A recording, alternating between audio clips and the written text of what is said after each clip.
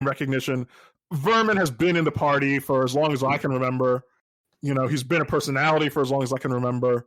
You know, okay, if you want Vermin Supreme, if anybody's done his time with the Libertarians, if anybody's basically shed social blood for the Libertarian Party, it's Vermin Supreme. Versus Jacob Hornberger if you wanted somebody to actually spread the message properly. Okay, so those are the choices. And it got bitter. And then during the final accounting, Joe Jorgensen won the race, who I had not heard of until on a whim I watched the final debate the night before. And suddenly she was winning. I was shocked. I was like, what happened? And everybody I knew was like, this is some kind of rigged. Did Nick Sarwark like just rig something? He probably did. Nick Sarwark resigned as LP chair. He tried to run he resigned as LP chair, and then he tried to pull a Tim Kaine by then in that same election to secure the running mate position, and he didn't get it. So, womp womp.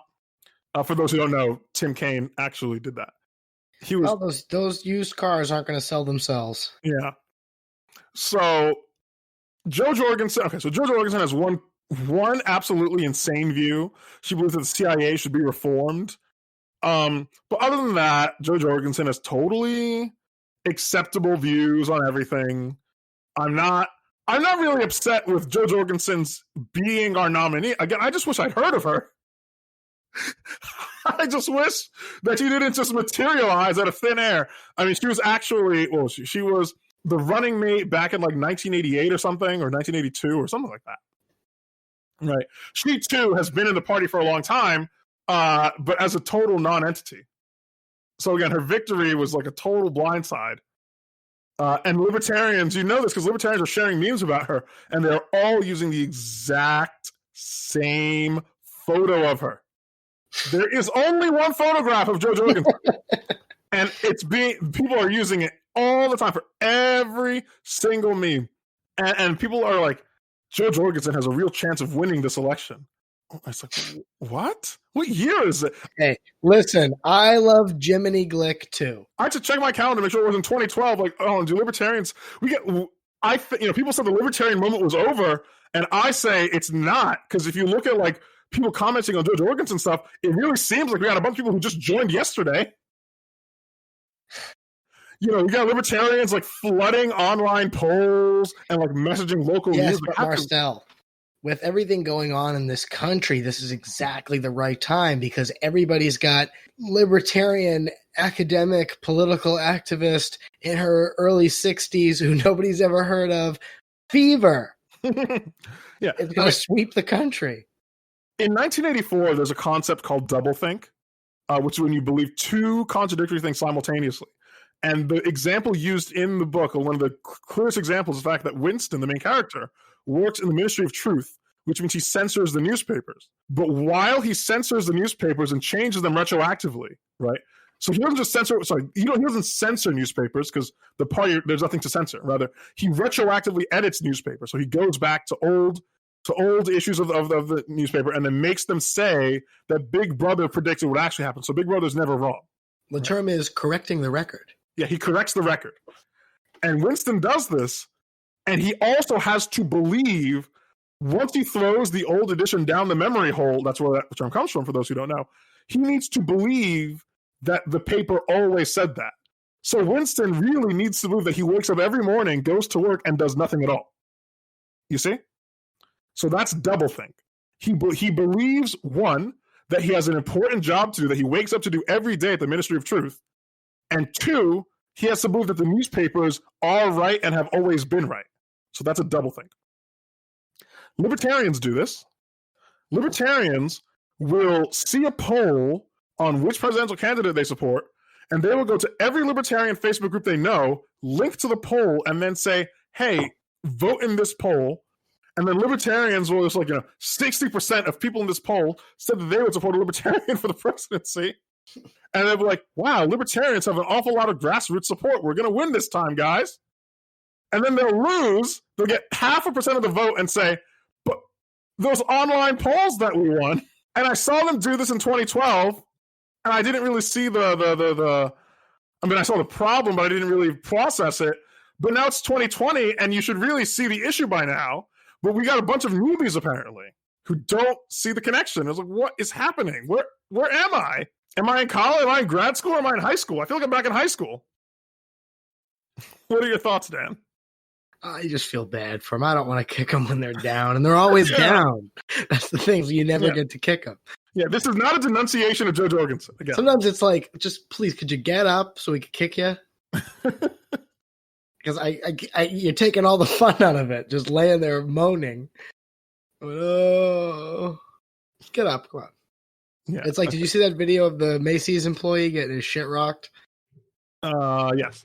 Yeah, it's like that.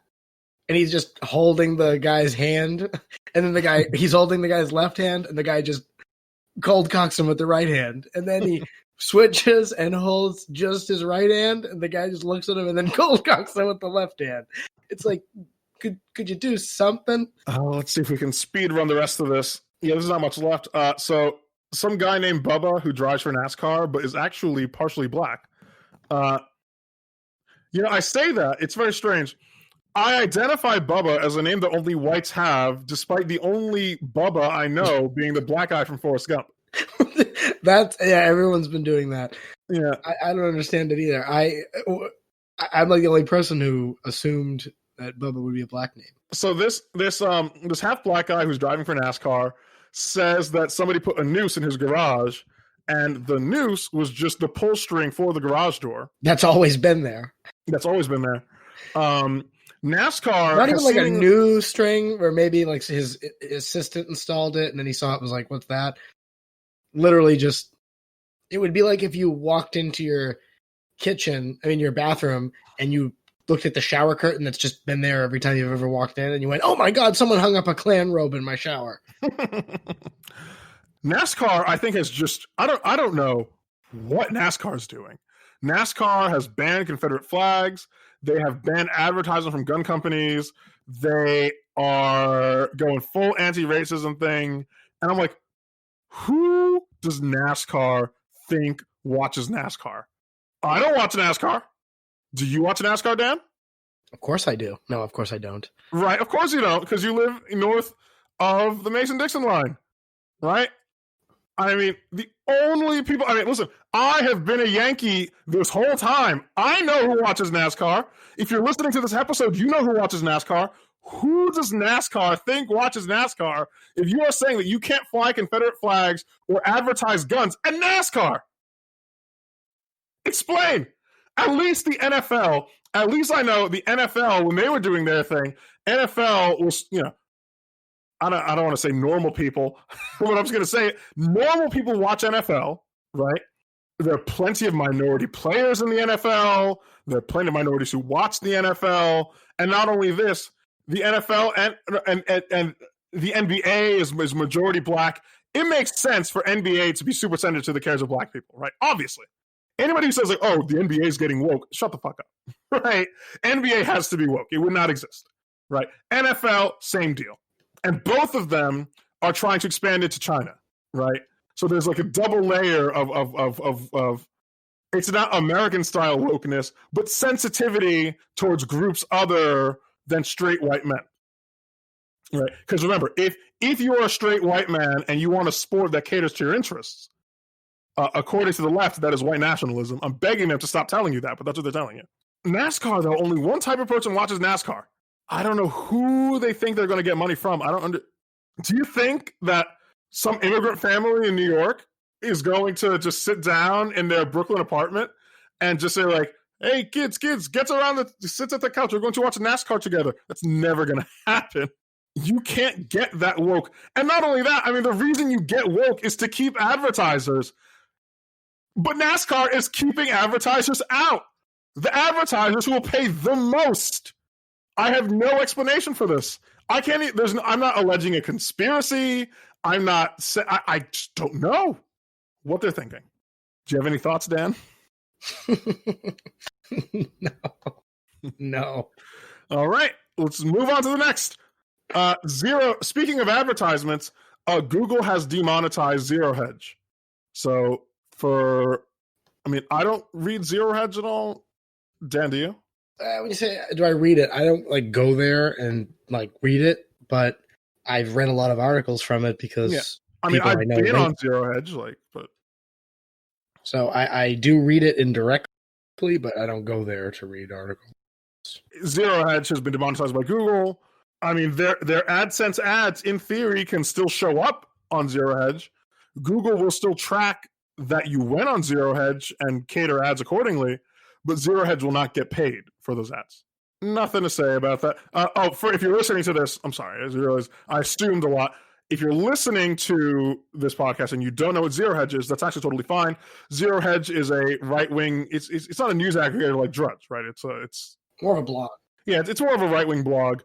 Kind of they're not paleocon. They're the kind of people that are like, Sharia laws coming to America if we don't, do this or that, and like, stand against, Ilhan Omar and Rashida Tlaib, which automatically makes them worthless. But right, they're kind of one of those kind of conservative outlets. Illegal immigration. The kind of standard conservatism, right? They're out of the beltway conservatives. That's really all I can really call them. They're not really religious, right? Yeah, they're not a kind of religious outfit. It's really just immigration, Sharia law, that kind of thing.